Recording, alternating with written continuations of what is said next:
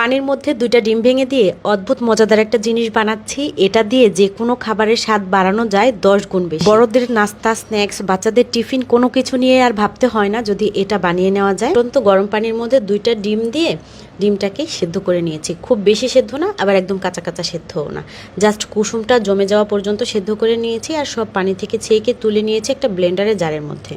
এটার মধ্যে এখন আর কোনো পানি নাই, পানিটা ভালো মতো ঝরিয়ে নিয়ে দিয়ে দিলাম ছোট ছোট 2 কোষ রসুন, 1 চা চামচ চিনি, 2 চা চামচ হচ্ছে গুঁড়া দুধ, সামান্য একটু দিচ্ছি সাদা ও কালো গোলমরিচের গুঁড়া, আর এখানে 1 চিমটির মতো লবণ দিয়ে দিচ্ছি। 2 ফালি দিচ্ছি এখানে লেবুর রস।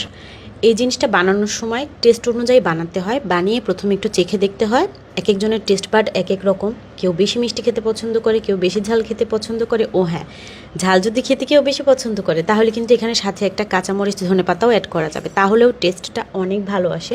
যেহেতু আমি বাচ্চার খাবারে ব্যবহার করব সেই জন্য ধনেপাতা কাঁচামরিচটা আমি দিই নাই। তো এখন আমি লেবুর রসটা চিপে নিয়েছি, আর এর মধ্যে দিতে হচ্ছে 1 চা চামচ তেল। আমি সরষের তেল ব্যবহার করছি। তেল, বাটার, ঘি সব কিছুই ব্যবহার করা যাবে এখানে, ইভেন এটা তেল ছাড়াও হবে। তো ব্লেন্ডারের জারের মধ্যে সব কিছু নিয়ে আমি এখন 5 সেকেন্ডের মতো ব্লেন্ড করে নিচ্ছি, কয়েকবার পালস দিয়ে দিয়ে। 5 থেকে 10 সেকেন্ড ব্লেন্ড করলেই হয়ে যায়, কখনোই ওভার ব্লেন্ড করতে হয় না। এটা ক্রিমি ভাব চলে আসা পর্যন্ত ব্লেন্ড করা যথেষ্ট।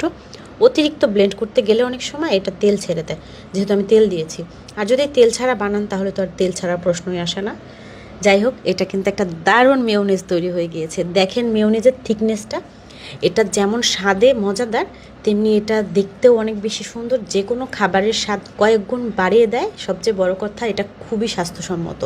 এভাবে পাউরুটি দিয়ে খেতেই আমার কাছে অনেক বেশি ভালো লাগছে, এটা এত মজাদার। অনেকেই হয়তো আবার জিজ্ঞাসা করবেন ডিমের গন্ধ আসবে কি না। এটা ঠান্ডা করে ডিমটা তারপর ব্লেন্ড করলে ডিমের গন্ধ আসে না, খুবই মজাদার হয়, কোনো ব্যাড স্মেলই থাকে না। অন্তত পক্ষে কাঁচা ডিমের মেয়োনিজের চাইতে অনেক বেশি হেলদি, অনেক বেশি টেস্টি হয়। তো আমি তো পাউরুটির সাথে একটু খালিই খেয়ে দেখলাম, আলহামদুলিল্লাহ অনেক বেশি মজা।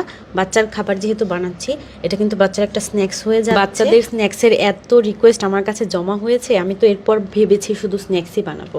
যাই হোক, পাউরুটিতে আমি 2 পাশেই মেয়োনিজ লাগিয়ে তার উপর একটু হট টমেটো সস দিয়েছি, কয়েকটা নাগেটস ভেজে কেটে পিস পিস করে তারপরে এর মধ্যে দিয়ে দারুণ একটা স্ন্যাক্স তৈরি করে ফেললাম। এটা বাচ্চা টিফিনেও দেওয়া যাবে, এমনি দেওয়া যায়। পাউরুটি তাজা হলে, আবার একটু আগের পাউরুটি হলে বা বাচ্চা সেকে খেতে বেশি পছন্দ করলে এভাবে একটু সেকেও দেওয়া যায়। আশা করছি আজকের এই দারুণ এবং সহজ মেয়োনিজের রেসিপিটা সবার কাছেই ভালো লেগেছে। আমার আজকের ভিডিও পর্যন্তই ছিল, দেখা হবে ইনশাআল্লাহ পরবর্তী ভিডিওতে অন্য কোনো আয়োজনে। সে পর্যন্ত ভালো থাকবেন সবাই। আসসালামু আলাইকুম।